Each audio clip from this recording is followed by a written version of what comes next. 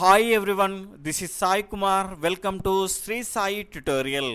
ఈరోజు క్లాస్కి సంబంధించిన ఆన్లైన్ టెస్ట్ను మన గ్రూప్స్లో 7 PM నిర్వహిస్తాను. కాబట్టి ఎవరైనా మన గ్రూప్స్లో జాయిన్ అవ్వని వాళ్ళు కనుక ఉంటే, డైలీ ఫ్రీగా ఆన్లైన్ టెస్టులు రాయాలి అనుకుంటే కింద డిస్క్రిప్షన్లో ఉన్నటువంటి గ్రూప్స్ యొక్క లింక్స్ ద్వారా జాయిన్ అవ్వండి. అదేవిధంగా క్లాసులోకి వెళ్ళే ముందు మీ అందరికీ చిన్న రిక్వెస్ట్, అదేంటంటే వీడియోను చూస్తున్న వాళ్ళంతా లైక్ చేయండి, షేర్ చేయండి, మీ విలువైన అభిప్రాయాన్ని కామెంట్ రూపంలో తెలియజేయండి. అదేవిధంగా ప్రీవియస్ వీడియోస్ ఎవరైనా చూడకపోతే వీడియో పైన ఐ అనే సింబల్ వస్తుంది, దాన్ని క్లిక్ చేయడం ద్వారా మీరు అన్ని వీడియోస్ చూడొచ్చు. అదేవిధంగా ఖచ్చితంగా మీరు వీడియోని స్కిప్ చేయకుండా చూడండి. ఆ విధంగా చూస్తేనే కంటెంట్ మొత్తం క్లియర్గా అర్థమవుతుంది. ఇక క్లాసులోకి వెళ్దాం. 5వ లెసన్ వచ్చేసి పదార్థాలు మరియు వస్తువులు. ఇందులో పదార్థాలు అదేవిధంగా సాంద్రత అనే కాన్సెప్ట్ను మనం క్లియర్గా నేర్చుకొని కంటెంట్ బిట్స్లోకి వెళ్దాం. మొదటగా వస్తువుని అంటే ఏదైనా ఒక వస్తువుని తయారు చేయాలి అంటే ఒకటి లేదా అంతకన్నా ఎక్కువ పదార్థాలు అవసరం పడతాయి. ఎగ్జాంపుల్గా మనం ఒక పెన్ రిఫిల్ని కనుక తీసుకుంటే దీని యొక్క పై భాగం వచ్చేసి ప్లాస్టిక్తో తయారవుతుంది. అదేవిధంగా ఇక్కడ కింది భాగాన్ని కనుక చూసుకుంటే రాసే భాగాన్ని, ఈ భాగాన్ని స్టీల్తో తయారు చేస్తారు. అంటే ఇక్కడ చూసుకుంటే ఒక పెన్ను రిఫిల్ తయారు చేయాలి అంటే మనకు 2 పదార్థాలు అవసరం పడ్డాయి. కాబట్టి ఏదైనా ఒక వస్తువుని తయారు చేయాలి అంటే ఒకటి లేదా అంతకన్నా ఎక్కువ పదార్థాలు అవసరం పడతాయి, గమనించాలి. ఇక్కడ చూసుకుంటే ఈ పదార్థాలు అనేటివి మన ప్రకృతిలో ఎన్ని రూపాలుగా ఉన్నాయి, వాటి యొక్క లక్షణాలు ఏ విధంగా ఉంటాయో తెలుసుకుందాం. ఇక్కడ చూసుకుంటే పదార్థాలు ప్రకృతిలో మనకు ఘనరూపము, అదేవిధంగా ద్రవ రూపము, వాయు రూపాల్లో ఈ పదార్థాలు అనేటివి మనకు లభిస్తున్నాయి. ఇక్కడ చూసుకుంటే ఒక్కొక్క రకానికి సంబంధించిన లక్షణాలు ఏ రకంగా ఉంటాయో తెలుసుకుందాం. ఇక్కడ చూసుకుంటే ఇవి చాలా సింపుల్గా అనిపించినా కూడా వాటి లక్షణాలను మనకు అప్లికేబుల్గా అడిగే అవకాశాలు ఉంటాయి. కాబట్టి క్లియర్గా నేర్చుకుందాం. అందులో భాగంగా మనం మొదటగా ద్రవ పదార్థాల యొక్క లక్షణాలను తెలుసుకుందాం. ఇక్కడ జాగ్రత్తగా గమనిస్తే ద్రవ పదార్థాలకు ఘన పరిమాణం అనేది ఉంటుంది, కానీ నిర్దిష్టమైన ఆకారం ఉండదు, గమనించాలి.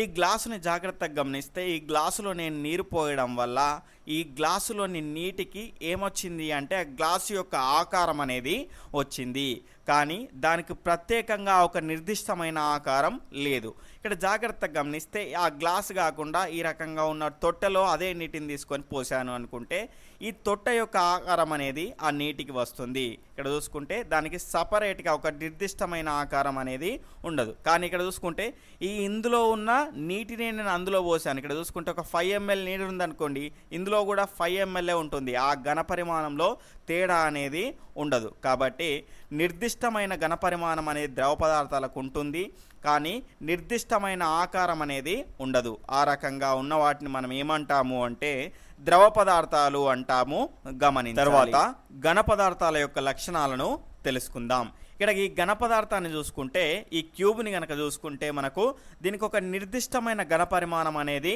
ఉంది, అదేవిధంగా ఒక నిర్దిష్టమైన ఆకారం కూడా ఉంది. ఇక్కడ చూసుకుంటే ఈ క్యూబ్ని తీసుకెళ్ళి మీరు డబ్బాలో వేయండి, ఎందులోనైనా వేయండి, దీని యొక్క ఆకారం అనేది మారదు, అదేవిధంగా దీని యొక్క ఘన పరిమాణం అనేది కూడా మారదు. కాబట్టి దీనికి నిర్దిష్టమైన ఆకారం ఉంది, అదేవిధంగా నిర్దిష్టమైన ఘన పరిమాణం కూడా ఉంది. కాబట్టి ఇలాంటి వాటిని మనం ఏమంటాము అంటే ఘన పదార్థాలు అంటాము, గమనించాలి. తర్వాత వాయు పదార్థాలు కనుక తీసుకుంటే ఇక్కడ చూసుకుంటే ఈ వాయు పదార్థాలకు నిర్దిష్టమైన ఆకారము ఉండదు, అదేవిధంగా నిర్దిష్టమైన ఘన పరిమాణం కూడా ఉండదు. కాబట్టి ఇలాంటి పదార్థాలను మనం ఏమంటాము అంటే వాయు పదార్థాలు అంటాము. తర్వాత టెక్స్ట్ బుక్లో మనకు ఒక చిన్న కాన్సెప్ట్ ఇవ్వడం జరిగింది, అదేంటో చూద్దాం. ఇక్కడ జాగ్రత్తగా గమనిస్తే కొవ్వొత్తి ఈ రకంగా వెలుగుతూ ఉన్నప్పుడు మనం దాన్ని ఆర్పేసామనుకోండి, దాని నుండి ఈ రకంగా పొగలు అనేటివి వస్తాయి.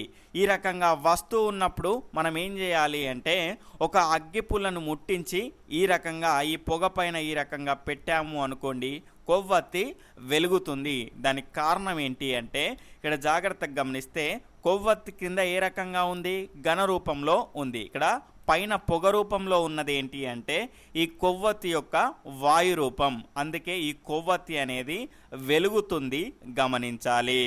మన క్లాస్ని మొదటిసారిగా చూస్తున్న వాళ్ళైతే తప్పకుండా ఇక్కడ రెడ్ కలర్లో ఉన్నటువంటి సబ్స్క్రైబ్ బటన్ని క్లిక్ చేసుకొని సబ్స్క్రైబ్ చేసుకోండి. అదేవిధంగా పక్కనటువంటి ఆల్ నోటిఫికేషన్ బెల్ ఐకాన్ని క్లిక్ చేయండి. ఈ విధంగా చేయడం ద్వారా నేను చేసిన ప్రతి క్లాసు మీకు నోటిఫికేషన్ రూపంలో వస్తుంది, గమనించాలి. తరువాత సాంద్రత అంటే ఏంటో తెలుసుకుందాం.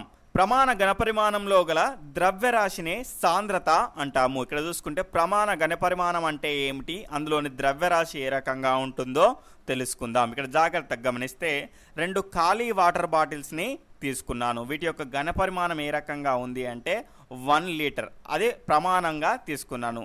రెండిట్లో కూడా 1 లీటర్ ఘనపరిమాణం అనేది ఉంది. ఏంటి అంటే వాటర్ బాటిల్ యొక్క ఘనపరిమాణం ఎంత, 1 లీటర్. ఇక్కడ చూసుకుంటే ఇందులో ఏం చేశాను, మొదటి వాటర్ బాటిల్లో నీటిని నింపాను. ఈ రకంగా నీటిని నింపాను. తర్వాత రెండవ వాటర్ బాటిల్లో ఏం చేశాను అంటే ఇందులో ఇసుకను నింపాను. ఇక్కడ జాగ్రత్తగా గమనిస్తే ఈ రెండింటి యొక్క ఘనపరిమాణం సేమ్, ఎంత, 1 లీటర్. కానీ ఇక్కడ జాగ్రత్తగా గమనిస్తే దీని యొక్క ఇసుక నింపిన బాటిల్ యొక్క ద్రవ్యరాశి అనేది ఎక్కువగా ఉంటుంది. ఇక్కడ చూసుకుంటే దీని యొక్క ద్రవ్యరాశి అనేది తక్కువగా ఉంటుంది. అంటే నథింగ్ బట్ బరువు అనుకోండి. ఇక్కడ దీని యొక్క బరువు అనేది తక్కువగా ఉంటుంది, దీని యొక్క బరువు అనేది ఎక్కువగా ఉంటుంది. కాబట్టి ఇక్కడ జాగ్రత్తగా గమనిస్తే దేని యొక్క ద్రవ్యరాశి ఎక్కువగా ఉంటుందో దాని సాంద్రత అనేది ఎక్కువగా ఉంటుంది. దేని యొక్క ద్రవ్యరాశి తక్కువగా ఉంటుందో దాని యొక్క సాంద్రత అనేది తక్కువగా ఉంటుంది, గమనించాలి. ఇక్కడ చూసుకోండి ప్రమాణ ఘనపరిమాణాన్ని తీసుకున్నాం కదా, ఎంత, 1 లీటర్. అందులో ఉన్నటువంటి ద్రవ్యరాశినే మనం ఏమంటాం అంటే ఇప్పుడు ఇసుక పోయడం ద్వారా ఒక ద్రవ్యరాశి అనేది ఏర్పడింది కదా, ఆ ఏర్పడ్డటువంటి ద్రవ్యరాశినే మనం సాంద్రత అంటాం. తర్వాత నీటి యొక్క సాంద్రత 1 గ్రామ్ ఫర్ మిల్లీ లీటర్. ఇక్కడ జాగ్రత్తగా గమనిస్తే మిల్లీ లీటర్ అనేది ప్రమాణ ఘనపరిమాణం. ఇక్కడ జాగ్రత్తగా గమనిస్తే ఈ మిల్లీ లీటర్లో ఉన్నటువంటి ద్రవ్యరాశి ఎంత అంటే 1 గ్రామ్. కాబట్టి ఈ ప్రమాణ ఘనపరిమాణంలో ఉన్నటువంటి ద్రవ్యరాశినే మనం ఏమన్నాము అంటే ఈ నీటి యొక్క సాంద్రత అన్నాము. ఒకవేళ వేరే ఏదైనా వస్తువుల యొక్క సాంద్రత కనుక 1 గ్రామ్ ఫర్ మిల్లీ లీటర్ కంటే ఎక్కువగా ఉంటే ఆ వస్తువులు నీటిలో మునుగుతాయి. అదేవిధంగా వేరే వస్తువుల యొక్క సాంద్రత అనేది 1 గ్రామ్ ఫర్ మిల్లీ లీటర్ల కంటే తక్కువగా ఉంటే నీటిలో ఆ వస్తువులు తేలుతాయి, గమనించాలి. అదేవిధంగా ఒక వస్తువు తేలడం లేదా మునగడం అనేది వస్తువు యొక్క సాంద్రతతో పాటు మాధ్యమం యొక్క సాంద్రతపై ఆధారపడుతుంది. ఇక్కడ జాగ్రత్తగా గమనిస్తే కిరోసిన్ నేనేమనుకున్నా అంటే మాధ్యమంగా తీసుకుంటున్నా. దీన్ని తీసుకొని ఏం చేస్తున్నా అంటే ఇందులో వస్తువు సాంద్రత అంటే ఫర్ ఎగ్జాంపుల్ ఇప్పుడు నీరుని తీసుకుంటున్నా. ఈ నీరుని తీసుకొని ఈ కిరోసిన్లో పోస్తున్నా. అదేమవుతుంది అంటే కిరోసిన్లో నీరు అనేది కిందికి చేరుతుంది, అంటే మునుగుతుంది. ఎందుకు అంటే కిరోసిన్ సాంద్రత తక్కువ, నీటి యొక్క సాంద్రత ఎక్కువ. అలా కాకుండా నేను ఏం చేస్తున్నా అంటే మాధ్యమంగా నీటిని తీసుకొని నేను ఏం చేస్తున్నా అంటే ఈ నీటి పైన ఈ కిరోసిన్ వస్తువుగా భావించి నీటిపైన పోసాను. పోస్తే ఏమైంది, నీటిపైన కిరోసిన్ అనేది తేలింది. ఎందుకు అంటే ఈ మాధ్యమం యొక్క సాంద్రత అనేది ఎక్కువ, నేను పోసిన వస్తువు సాంద్రత అనేది ఏమైంది, తక్కువగా ఉంది. కాబట్టి ఈ నీటిపైన తేలింది, గమనించాలి. తర్వాత కంటెంట్ బిట్స్లోకి వెళ్దాం. ఇక్కడ జాగ్రత్తగా గమనిస్తే నిన్న మీకు క్వశ్చన్ అనేది అడిగాను. ఆ క్వశ్చన్ యొక్క ఆన్సర్ చూసుకుంటే నేను క్వశ్చన్ ఏం అడిగాను అంటే కుండలోని నీరు చల్లబడడం అనేది ఏ ప్రక్రియకు సంబంధం ఉంటుంది అని అడిగాను. ఇక్కడ జాగ్రత్తగా గమనిస్తే కుండలోని చిన్న చిన్న సూక్ష్మ రంధ్రాల ద్వారా నీరు అనేది నిరంతరం కొంచెం ఈ రకంగా బయటికి వస్తూ ఉంటుంది. ఈ రకంగా చూసుకుంటే బయటికి వచ్చిన నీరు అనేది ఏమవుతుంది, ఆవిరి అవుతూ ఉంటుంది. ఈ రకంగా కుండను ఎప్పుడూ ఆరకుండా చల్లగా ఉంచడం వల్ల కుండలోని నీళ్ళు ఏమవుతాయి, చల్లగా అవుతాయి. కాబట్టి కుండలోని నీరు చల్లబడడం అనేది బాష్పీభవనం అనే ప్రక్రియ మీద ఆధారపడి ఉంటుంది, గమనించాలి. తరువాత క్యాండిల్ అనే పదం ఏ పదం నుండి ఏర్పడింది? క్యాండెర్ అనే లాటిన్ పదం నుంచి ఏర్పడింది. దీని యొక్క అర్థం వచ్చేసి మెరుపు. తరువాత దేనితో తయారు చేసిన కొవ్వొత్తులు తీయటి వాసనను కలిగి ఉంటాయి మరియు తక్కువ పొగనిస్తాయి?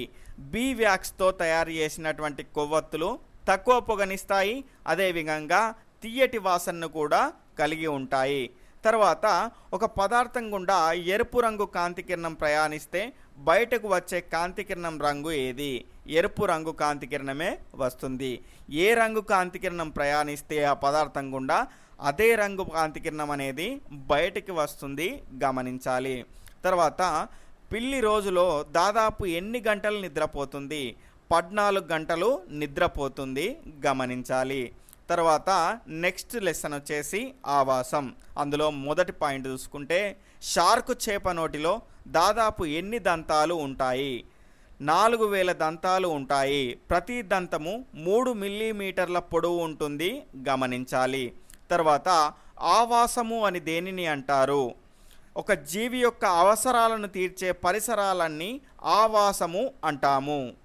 తర్వాత ప్రపంచవ్యాప్తంగా ఎత్తైన పర్వత శ్రేణులు వ్యాపించి ఉన్నటువంటి ఆవాసాలు ఏవి?